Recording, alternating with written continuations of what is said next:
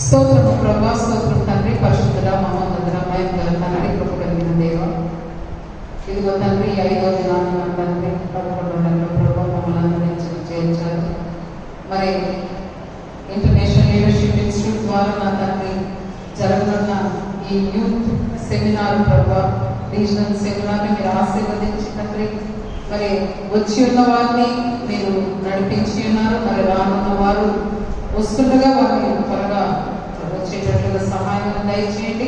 మరి ఈ సెషన్లో కూడా ప్రభా దేవునితో సన్నిహితమైన సంబంధం కలిగిన వారమై మరి మీతో మేము ముందుకి కొనసాగడానికి మేము ఎలాగ జీవించాలో ప్రభా అట్టి కార్యాలను నేర్చుకోవడానికి మీరు ఇచ్చిన అవకాశాన్ని బట్టి స్తోత్రాలు చెల్లిస్తూ మీరే తండ్రి మహిమ పొందమని యేసుక్రీస్తు ప్రభు నామములో అడిగి వేడుకుంటున్నాము తండ్రి, ఆమేన్. మరి మనకి ఇవ్వబడిన ఫస్ట్ టాపిక్ ఏంటి? దేవునితో సన్నిహిత సంబంధం. సన్నిహితం ఇంగ్లీష్లో ఏముంది? ఇంగ్లీష్లో ఏముందమ్మా? Intimacy with God. ఓకే, మీకు సన్నిహితము అనే మాటకి మీకేం అర్థమైంది? సన్నిహితము అనే మాట, లేకపోతే ఇంగ్లీష్లో ఇంటిమసీ అని ఉంది. మీకు ఎలాగ అర్థమైంది అది? అంటే ఎలాగంటే దానికి ఒక డెఫినేషన్ ఇవ్వండి. సన్నిహితం అంటే ఎలాగ ఉండడం అనేది చెప్పండి. మరి సన్నిహితం అంటే మీకేం అర్థమైంది ఆ మాటకి? లేకపోతే ఇంటిమసీ అంటే మీకేం అర్థమైంది? క్లోజ్గా ఉండడం. సరే, ఓకేనా? రాసుకున్నాం ఆ మాట, క్లోజ్గా ఉండడం. ఇప్పుడు నా నెక్స్ట్ క్వశ్చన్, ఎవరెవరు క్లోజ్గా ఉంటారు? ఫ్రెండ్స్.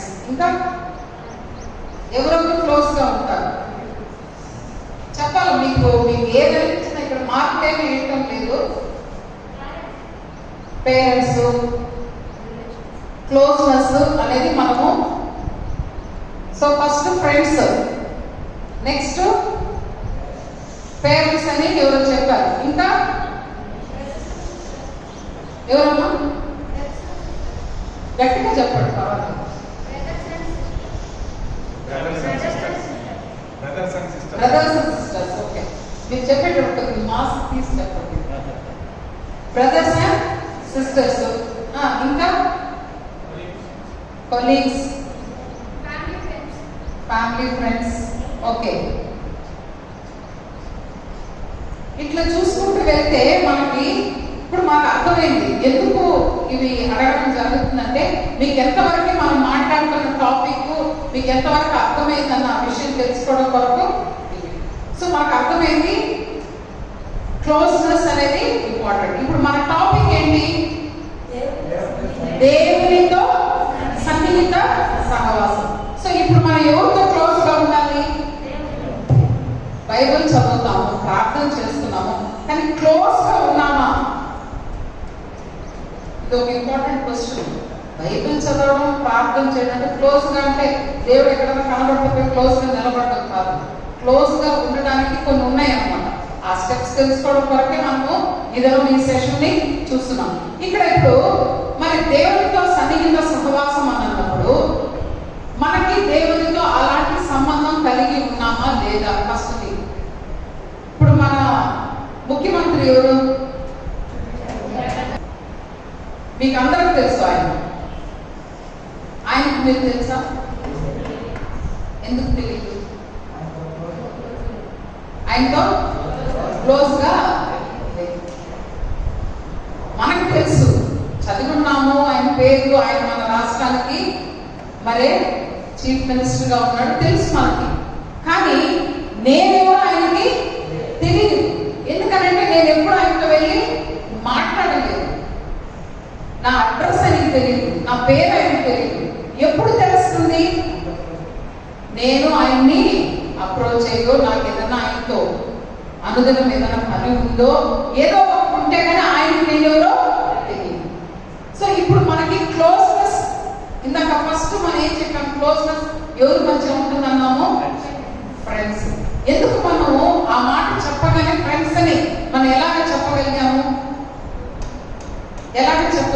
వాళ్ళిద్దరూ చాలా క్లోజ్గా ప్రతి విషయం ఒకరికొకరికి తెలుసుకుంటారు. కాబట్టి మనము ఆ సన్నిహితము అనే మాటకి మనము ఫ్రెండ్ అని చెప్పాము, ఫ్రెండ్స్ అని. ఇప్పుడు మరి సన్నిహితంగా దేవుడు మనల్ని ఏమని పిలుస్తున్నట్టే, మీరు నా స్నేహితులై ఉన్నారు. దేవుడేమో చెప్పేశాడు, మనం ఎవరంట దేవుడికి స్నేహితులు. కానీ దేవుడే మనల్ని స్నేహితుడు అని చెప్పిన తర్వాత మనము దేవుడితో ఎంతవరకు క్లోజ్గా ఉన్నాము. దేవుడికి మన గురించి అంతా తెలుసు. ఆయన ఎక్కడైనా కానీ మనల్ని ఎందుకంటే తల్లి గర్భంలో మనం పిండముగా ఉన్నప్పుడే ఆయన మనల్ని చూస్తున్నాడు. మన తల్లిదండ్రులకు కూడా తెలియదు. సో ఆయనకి మనకు ఎవరో తెలుసు. కానీ అటువంటి ఫ్రెండ్ని మనం రెగ్యులర్ కాంటాక్ట్ లో ఉన్నామా లేదా, చాలా ఇంపార్టెంట్ అయిన విషయం. ఇప్పుడు మనము చూసినట్లయితే ఫ్రెండ్స్ మధ్య ఏమైనా దాపరికాలు ఉంటాయా?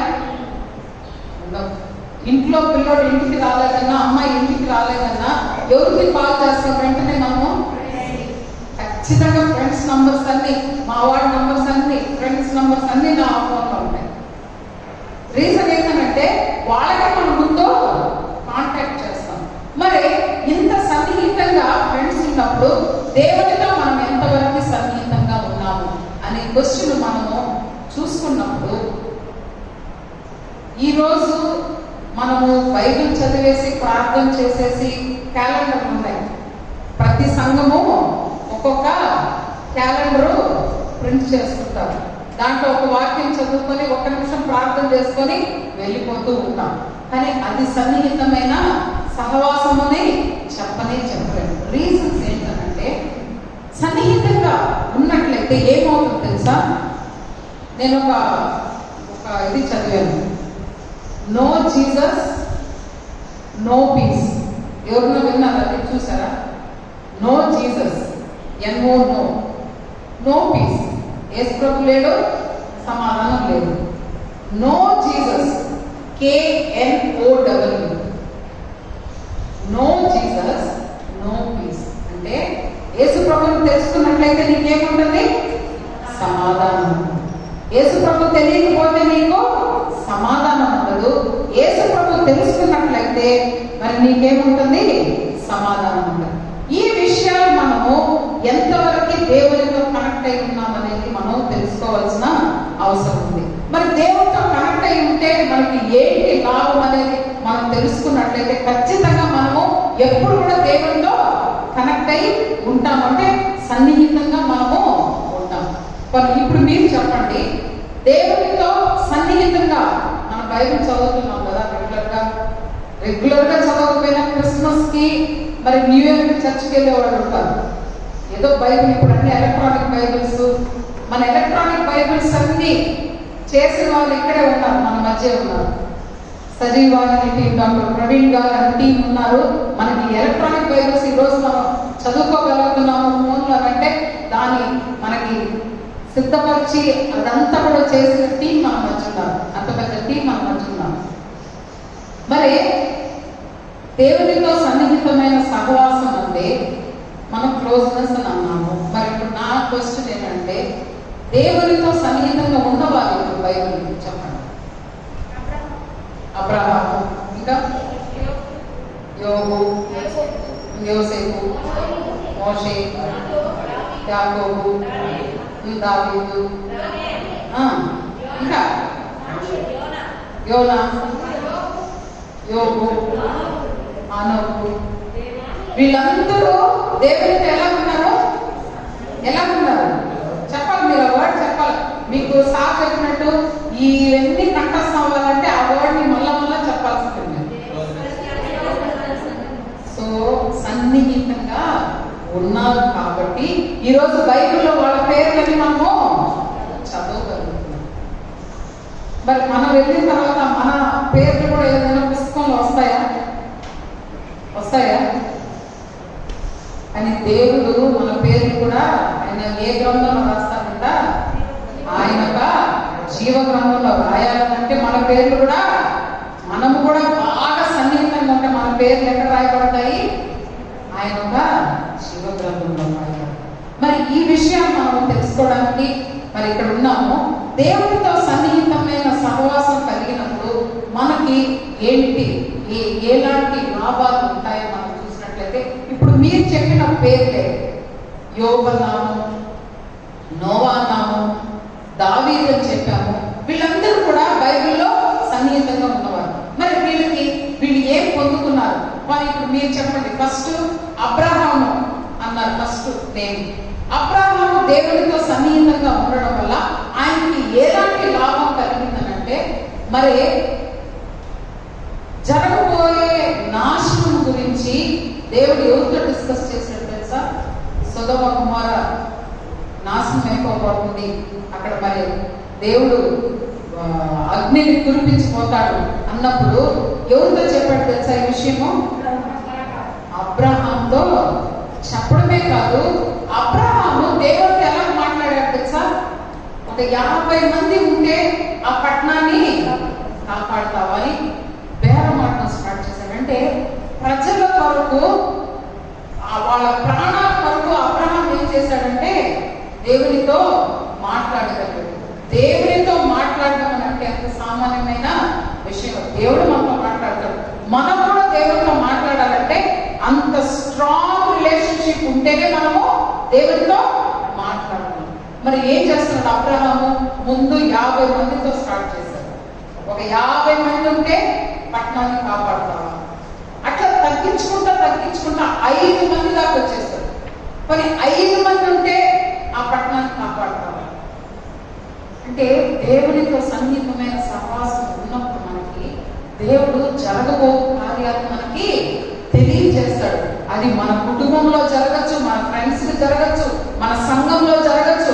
ఎక్కడైనా ఏ విషయం జరగబోతుందంటే దేవుడు ఏం చేస్తాడంటే మనకి ఖచ్చితంగా ఇన్ఫర్మేషన్ ఇస్తాడు. ఎందుకంటే ఒక మాట ఉంది, పరిశుద్ధాత్మ దేవుడు ఏం చేస్తాడంట? జరగబో విషయాలు మనకి తెలియజేస్తాడు. మరి అబ్రహాము దేవుడితో సన్నిహితంగా ఉన్నందువల్ల జరగబో కార్యాలని ఏమైంది? దేవుడు తనతో చెప్పినట్లుగా చూస్తున్నాం. మరి ఇంకొక ఎగ్జాంపుల్, మీరు చెప్పిన వాళ్ళు ఇంకొక పేరు చెప్పండి. యోసేపు. మరి యోసేపు దేవునితో సన్నిహితంగా ఉన్నాడు. అప్పుడు ఏం జరిగింది?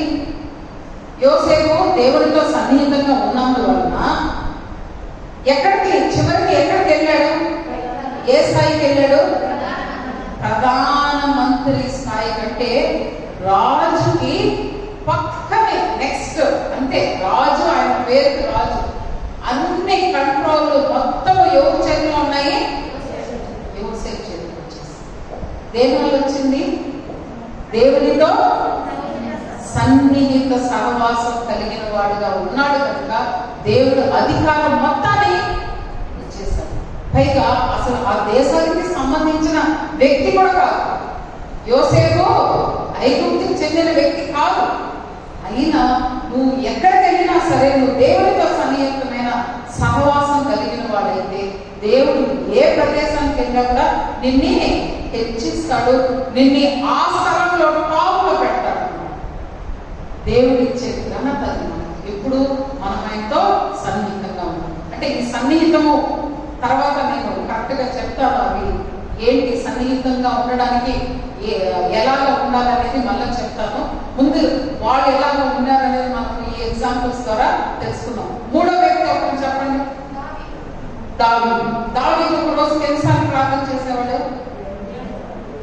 చెప్పాలి, అందరూ చెప్పాలి.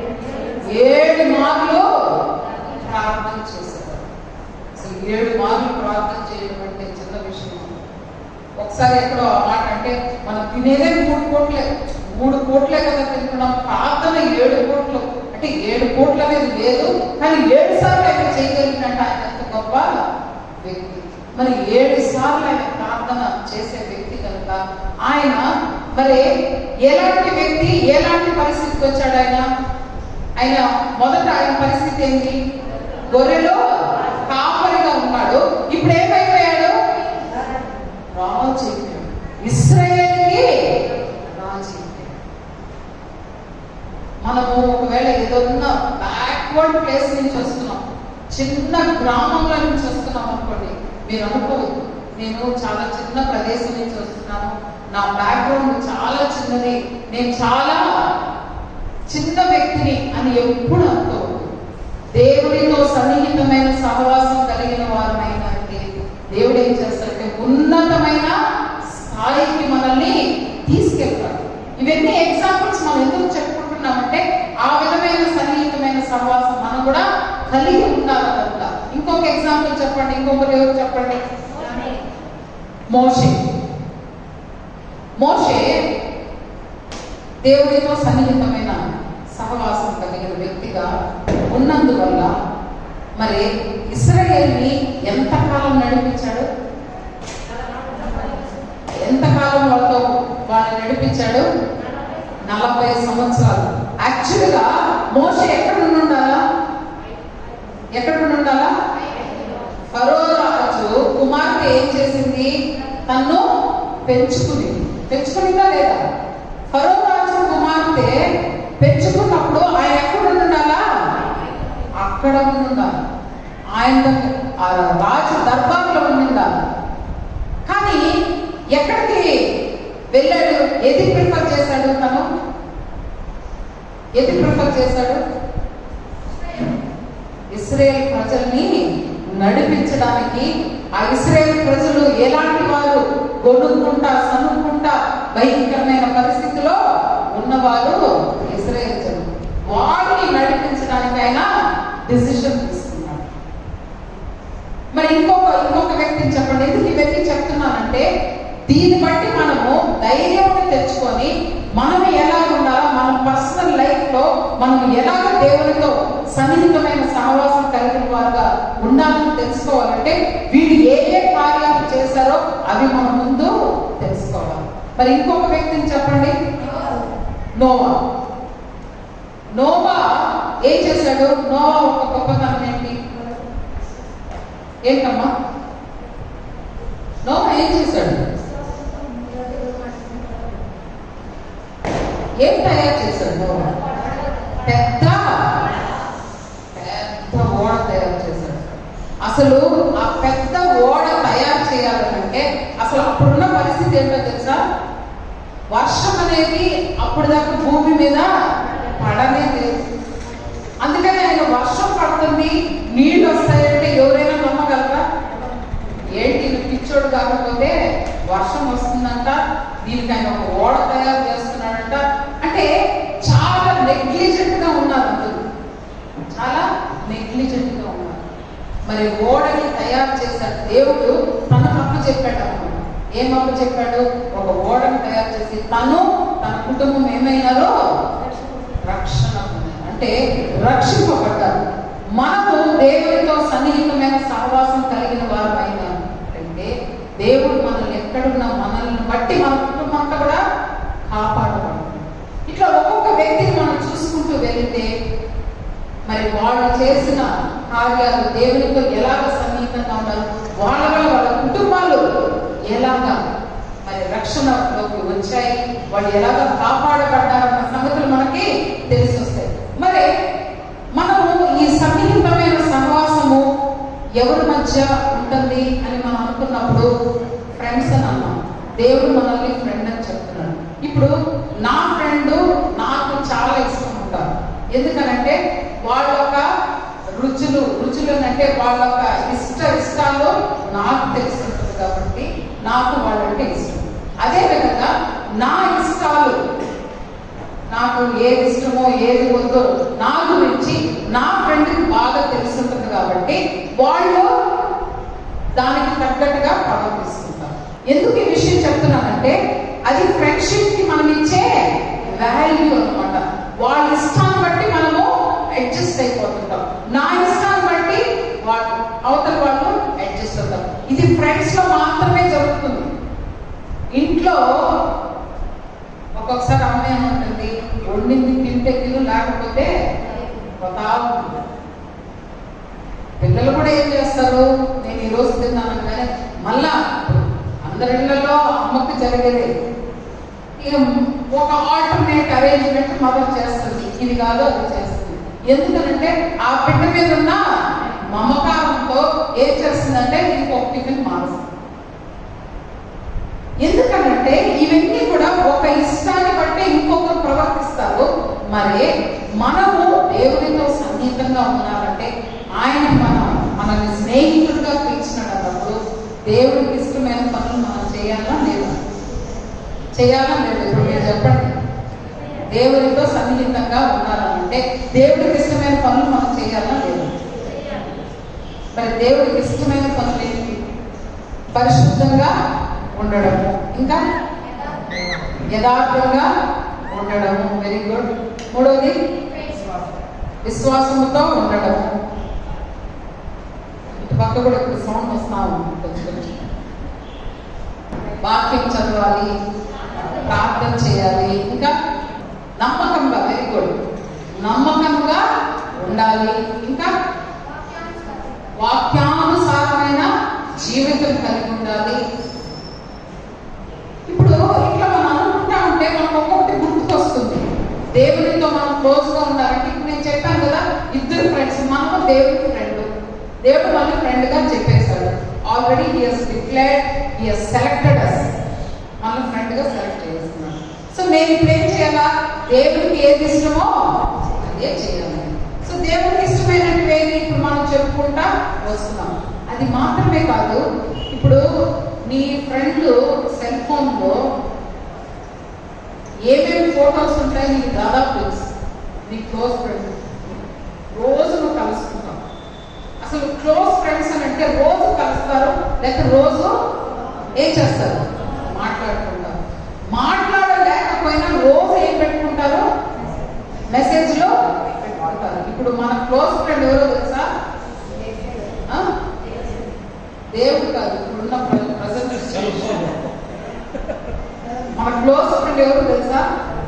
సెల్ ఫోనే మన క్లోజ్ ఫ్రెండ్. సెల్ ఫోన్ లేకపోతే అస్సలు ఉండలేకపోతున్నాం. మొన్న ఈ మధ్య ఇప్పుడు నెట్వర్క్ ఫెయిల్యూర్ ఏదో జరిగి వాట్సాప్లు, ఫేస్బుక్లు అన్నీ ఆగిపోయినాయి అంట. ఆ రోజు నాకు తెలియదు. దాని గురించి పక్క రోజు మెసేజ్ చూస్తే నాకు అర్థం కాదు. అప్పుడు నేను వేరే వాళ్ళని అడిగితే అప్పుడు చెప్పారు, ఉన్నట్టుగా ఉండి అన్ని ఆగిపోయినాయి. దాని మీద ఎన్ని జోక్స్ వచ్చాయి తర్వాత. అంటే కొద్దిసేపు ఇంటర్నెట్ అవి ఆగిపోతేనే, సోషల్ మీడియా ఆగిపోతేనే జనాలు ఏమైపోయినారు? అల్లాడిపోయినారు. ఇప్పుడు ఎవరు క్లోజ్ ఫ్రెండ్? ఎవరు క్లోజ్ ఫ్రెండ్? మొబైలే క్లోజ్ ఫ్రెండ్. నిద్రలేని ఎవరు మొహం చూస్తున్నాము? యథార్థంగా అట్లా ఉంది. యథార్థంగా కూడా ఒకటి టాపిక్. యథార్థంగా ఉన్నాం. సెల్ ఫోన్ మధ్యరాత్రిలో నిద్ర వేసిన పక్కనే ఎక్కడ పెట్టుకుంటున్నాం దాన్ని? ఇదివరకు మేము చిన్నప్పుడు పక్కనే బైబిల్ పెట్టుకుని అలవాటు ఉండేది. ఇప్పుడు that is replaced by mobiles. ఎందుకనంటే సన్నిహితమైన సహవాసం దేవునితో కాదు, సెల్ ఫోన్ అయిపోయింది. మరి మన దేవునితో సన్నిహితమైన సహవాసం కలిగిన వారికంటే ఇలాంటి కార్యాలు మనం ఎప్పుడు కూడా చేస్తాం. ఎలాంటి కార్యాలు అంటే మనం చూసినట్లయితే ఎప్పుడు కూడా ముందు ఫ్రెండ్ అని అన్నప్పుడు వాళ్ళ గురించి మనకి చాలా డీటెయిల్స్ తెలుసుంటాయి. నా గురించి వాళ్ళకి చాలా డీటెయిల్స్ తెలుసుంటాయి. మరి దేవుని గురించి మనకి ఎంత డీటెయిల్స్ తెలుసు? ఎన్ని డీటెయిల్స్ మనకు దేవుడు తెలుసు? ఒకటే తెలుసు, ఆయన మన సృష్టికర్త, మనల్ని కాపాడే దేవుడు, పరీక్షకు పోతే మనం పరీక్షకు సహాయపడాలా, ఇవే మనకు తెలుసు. అవునా కదా? పరీక్షకు మిగతాప్పుడు చదవం, సంవత్సరం అంతా చదవరు. కరెక్ట్గా ఎగ్జామ్ ముందు ఎక్కడ లేని భక్తులు చేస్తుంది. దేవునితో సన్నిహితంగా అయిపోతారు. ఏంటంటే ఎట్టో ఒక కలెక్ట్ చేయాలి కదా దేవుడు మనకి. అప్పుడు మాత్రం బలేసారు. అప్పుడు దాకా మొబైల్ సన్నిహితము, అక్కడి నుంచి ఎవరు సన్నిహితం అయిపోతారు? పరీక్షప్పుడు మాత్రం. ఎందుకంటే మనం చదవము, దేవుడు చదివి మనకు పరీక్ష రాయాలి. ఇది మన పరిస్థితి. మరి ఇలాంటి పరిస్థితిలో మనము ఏమేమి చేయాలా, ఏం తెలుసుకోవాలా? చూడండి, రోమీయులకు రాసిన పత్రిక 11వ అధ్యాయము 33వ వాక్యం చదవండి. రోమీయులకు రాసిన పత్రిక 11:33. దేవుని చేత ఏర్పరచబడిన వారి మీద నేరం మోపువాడు, నీతిమంతులుగా తీర్చువాడు దేవుడే. శిక్ష విధించేవాడు లేదమ్మా.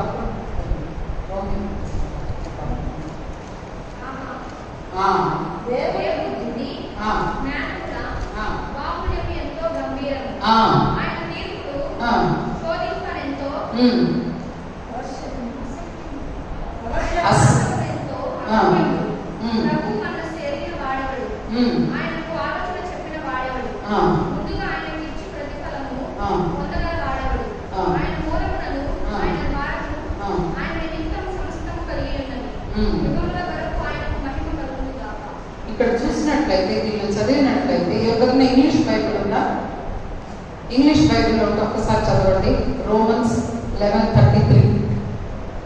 రోమన్స్ 11:33. ఎవరి English Bible? Know the depth of the riches, both of the wisdom and knowledge of God, how unsearchable are His judgments, and His ways past finding out. Who hath known the mind of the Lord? Who hath been His counselor? Or who hath first given Him, and shall be recompensated unto Him again?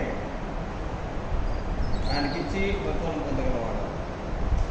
దేవుని విషయంలో ఆయనకి సలహాలు చెప్పేవాడు, దేవునికి చెప్పేవాడు ఎవరు లేరు. ముఖ్యంగా ఆయనని పరిశోధించి తెలుసుకునేవారు ఎవ్వరూ లేరు. ఆయన గురించి మనం అత్యధికంగా తెలుసుకోవాలనంటే మనము ప్రతిరోజు కూడా ఆయనతో సన్నిహితంగా ఉంటేనే, మనము చేయాల్సిన కార్యాలని మనం చేయగలిగితే దేవుని గురించిన అన్ని విషయాలు మనకి తెలుస్తాయి.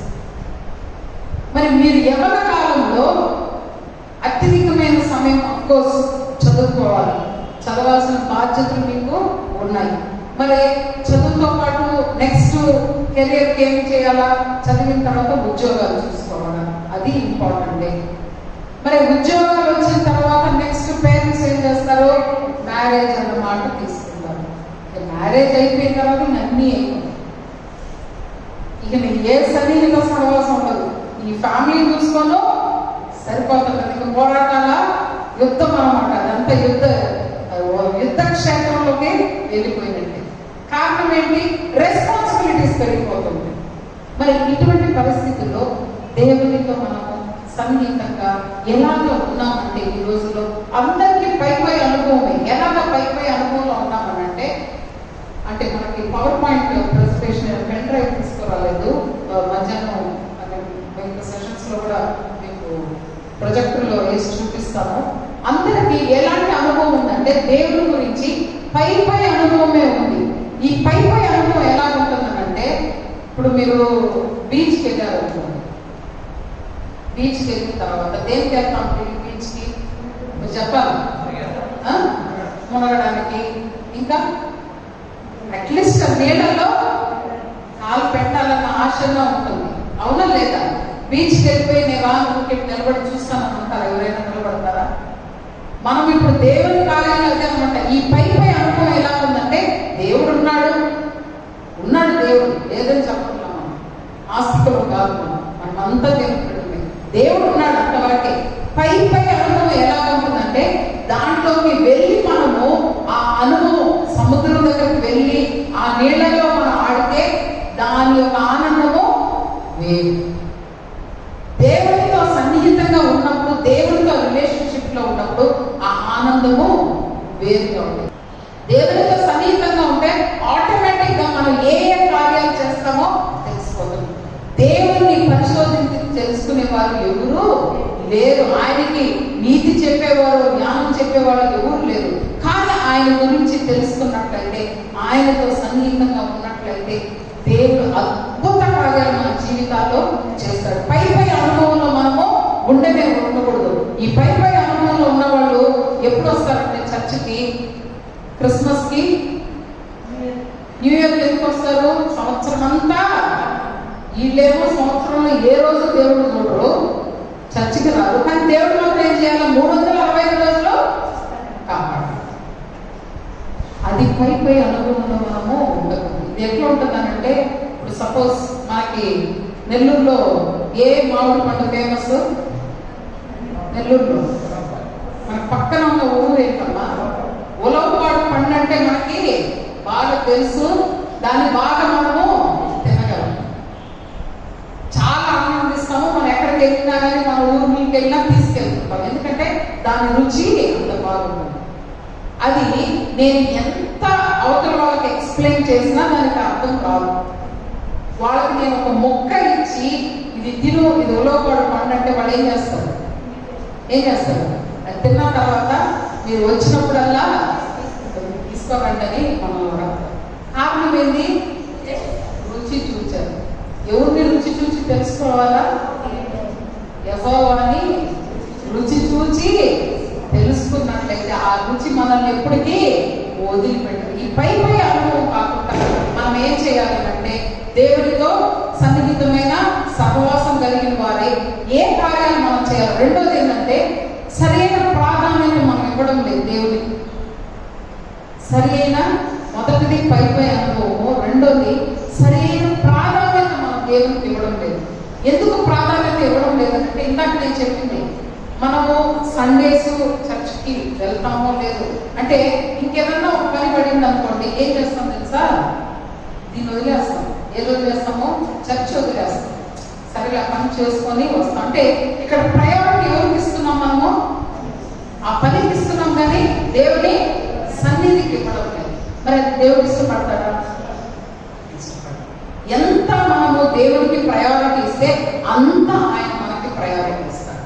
మనం దేవుడిని నెగ్లెక్ట్ చేస్తే ఆయన కూడా మనల్ని నెగ్లెక్ట్ చేస్తాడు.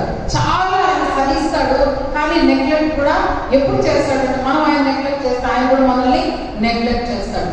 మూడో విషయం ఏంటంటే మనకి సమాచారాలపై అంటే దేవుని గురించిన విషయాల కంటే పై సమాచారాలపై అధికమైన ఆసక్తి ఉంటుంది. ఆ పై సమాచారాలు ఏంటంటే ఇప్పుడు గూగుల్లో మనకు అన్నీ వస్తాయి. గూగుల్లో ఏదన్నా కొట్టండి, ఏ పిచ్చి మాట కొట్టండి, దానికి సంబంధించి మనకు వస్తాయి లేదా? సో ఈ రోజుల్లో దేవుడితో కనెక్ట్ అవ్వడం కంటే కూడా పై విషయాలు తెలుసుకోవడం, పుస్తకాల్లో చదవడము ఇవి మాత్రం కాదు. మనకి ఇవ్వబడిన గ్రంథం ఏంటి? పరిశుద్ధ గ్రంథం. ఈ పరిశుద్ధ గ్రంథాన్ని మనం ఎలాగ చదువుతున్నామో, ఎలాగ దాన్ని ఆచరిస్తున్నాం. ఇందాక దేవుడితో సన్నిహితంగా ఉండాలంటే ఏంటని అడిగినప్పుడు మన బిహేవియర్, మనము దేవుని ఎలాగ మనం జీవిస్తున్నాం, ఎలాంటి కార్యాలు మనము చేస్తున్నాం, ఇవి చాలా ఇంపార్టెంట్. మరి సమాచారాలపై మన దృష్టిని ఉంచి అసలు విషయాన్ని మనము పక్కన పెట్టడం.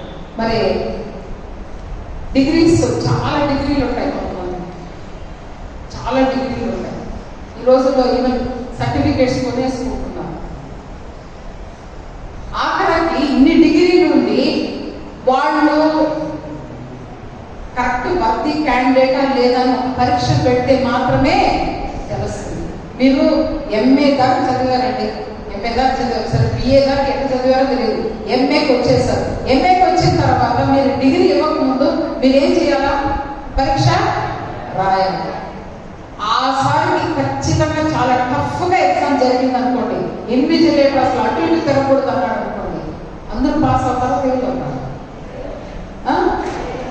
చాలా మంది ఫెయిల్ అయిపోతారు. కారణం ఏంటంటే కాన్సన్ట్రేషన్గా చదివిన దాన్ని వాళ్ళు తీసుకోలేదు, వాళ్ళ సబ్జెక్ట్ని వాళ్ళు అబ్జర్వ్ చేసుకోలేదు. దీని కొరకే మనం ఏం చేయాలనంటే మన జీవితాన్ని దేవునితో సన్నిహితంగా పెట్టుకోవాలంటే మనం చేయాల్సిన కార్యాలు ఏంటి? ఇప్పుడు మీరు చెప్పండి, ఏమేమి చేయాలి? ఇప్పుడు విన్నాము, సన్నిహితంగా ఉండాలి, ఎవరెవరు ఉన్నారో తెలుసు. మరి మనము ఏం చేయాలి? మన వంతు మనం ఏం చేయాలి చెప్పండి క్విక్గా. నెక్స్ట్ సెషన్ టైం అయిపోయింది, మనం ఆల్రెడీ బాగా డేట్ పండిపోతుంది. మనం ఏం చేయాలా? దేవుడికి నమ్మకంగా ఉండాలంటే నేనేం చేయాలి? ఇప్పుడు దానికే నేను ఫస్ట్లో చెప్పింది, మన వాళ్ళ ఇష్టాలు మనకి తెలియాలి. ఆ ఇష్టాలు తెలిసినప్పుడే మనం ఏం చేస్తామో నమ్మకంగా ఉంటాం. మరి ఈ ఇష్టాలు తెలుసుకోవాలంటే నేను దేంట్లో నుంచి తెలుసుకోవాలి? గ్రంథము చదవాలి. గ్రంథము ఎలాగ చదవాలంటే ప్రతిదీ కూడా మన మైండ్లోకి బాగా అర్థమయ్యేటట్టుగా మనం ఏం చేయాలంటే అది చదవాలి. అది చాలా ఇంపార్టెంట్ అన్నమాట. నేను కూడా ఇదివరకు ఎట్లా చదివేదానంటే జనవరి 1కి ఆదికాండంలో స్టార్ట్ అయిపోవాలా, 31 డిసెంబర్ కల్లా ఏమైపోవాలా? అయిపోవాలి, ప్రకటన కంప్లీట్ అయిపోవాలి. అంటే ఒక సంవత్సరంలో నేను బైబిల్ చదివేయాలి. ఇట్లా ప్రతి సంవత్సరం చదువుతా ఉండేదాన్ని. దానివల్ల నాకు ఏం జరగలేదు అంటే దానివల్ల జ్ఞానము బైబిల్ జ్ఞానం అయితే రాలేదు. ఎప్పుడు జ్ఞానం కలిగిందనంటే ఒక్కొక్కటి చదవంగా దాన్ని క్లియర్గా అర్థం చేసి మెడిటేట్ చేయాలి. వాక్యము చదవడము, ప్రార్థన చేయడము, ఇవి కాక మనం ఏం చేయాలంటే వాక్యాన్ని మనము ధ్యానించాలి. ధ్యానించడం అంటే ఏంటి? ముందు అది చదివిన మాట మన హృదయంలో పని చేయాలన్నమాట. మరి ఈ హృదయంలో పని చేసినప్పుడు ఖచ్చితంగా దేవుడికి ఏది ఇష్టమో ఏది ఇష్టం లేదో నాకు అర్థమైంది. క్లియర్గా దేవుడికి ఏది ఇష్టమో ఏది ఇష్టం లేదో అర్థమైపోతుంది. అప్పుడు నేనేం చేస్తాను? దాని ప్రకారంగా నేను జీవిస్తానా లేదా? దేవుడు నాకు అబ్బాయి చెప్పాడు, దేవుడికి ఇష్టముగా జీవించాలి. ఇష్టముగా నేను ఎప్పుడు జీవించగలను? ముందు ఆయనకి ఏమి ఇష్టమో నాకు తెలియాలి. అది నేను తెలుసుకోవాలంటే ఎక్కడ చదవాలి? దేంట్లో చదవాలి? బైబిల్ చదవాలి. మరి ప్రార్థన చేస్తుంటాం. ఎప్పుడు మనకి ఎట్లుంటుందనంటే ఒక్క నిమిషంలో ప్రార్థన చేసుకోవాలా? మనం 24 గంటలు ఏం కావడం. రోజుకి ఎన్ని గంటలు? 24 గంటలు. మనం చేసే ప్రార్థన ఒక్క నిమిషం. మనమేమో ఒక్క నిమిషం ప్రార్థన చేయాలా? ఆయనేమో మనల్ని ఎంతసేపు కాపాడాలా? 23 గంటల 59. ఆయనకేమో అంత భారము, మనకేమో ఎంత కూడా లేదు.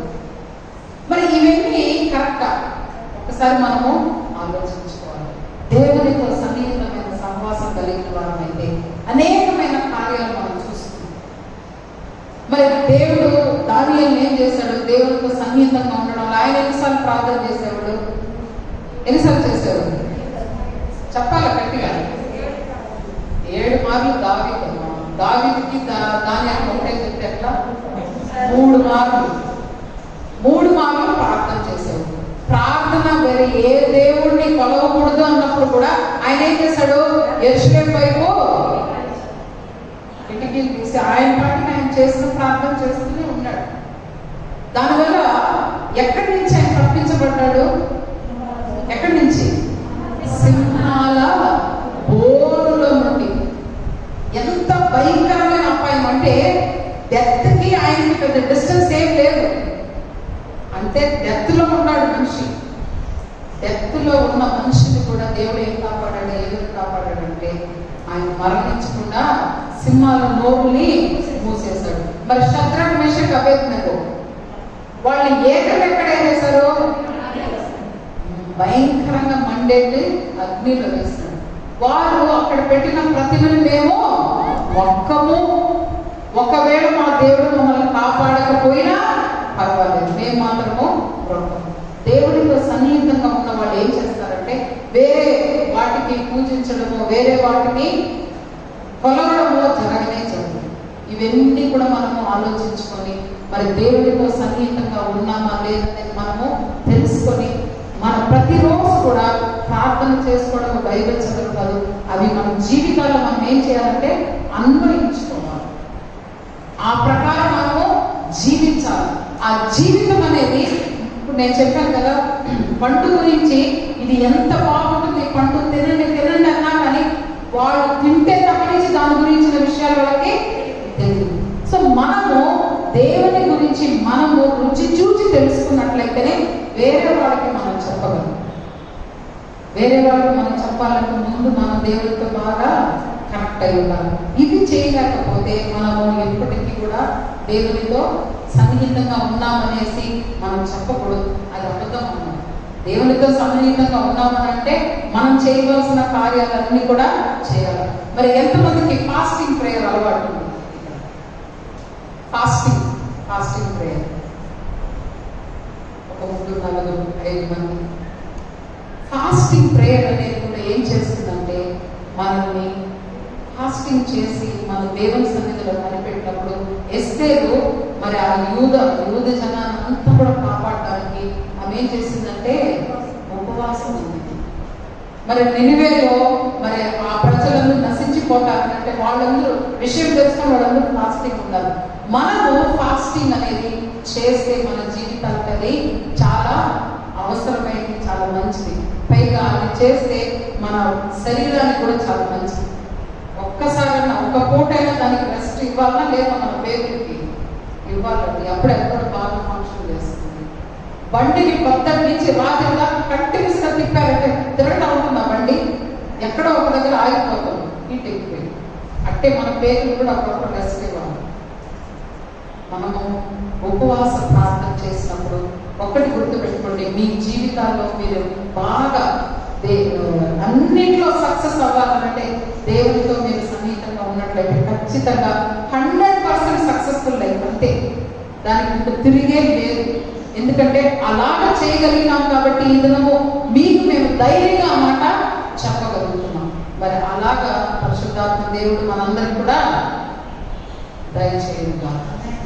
చిన్న ప్రార్థన చేస్తున్నాం. స్తోత్రం ప్రభా, స్తోత్రం తండ్రి, పరిశుద్ధుల మహోన్నతులమైన తండ్రి. మరి ప్రభా, మీతో సన్నిహితమైన సహవాసం కలిగిన వారిని నా ప్రభా, మేము అనుదినం మీలో ఎదగడానికి ప్రభా, ఉన్నతమైన స్థాయికి చేరుకోవడానికి నా తండ్రి, ఈ లోకంలో మాకున్న పోరాటాల నుంచి, మాకు వచ్చే శోధనల నుంచి, మాకు వస్తున్న ఇబ్బందుల నుంచి మేము అధిగమించి ప్రభా జయాన్ని పొందుకోవడానికి మేము మీతో సన్నిహితంగా సంబంధం కలిగిన వారినే ఉన్నారు ప్రభా.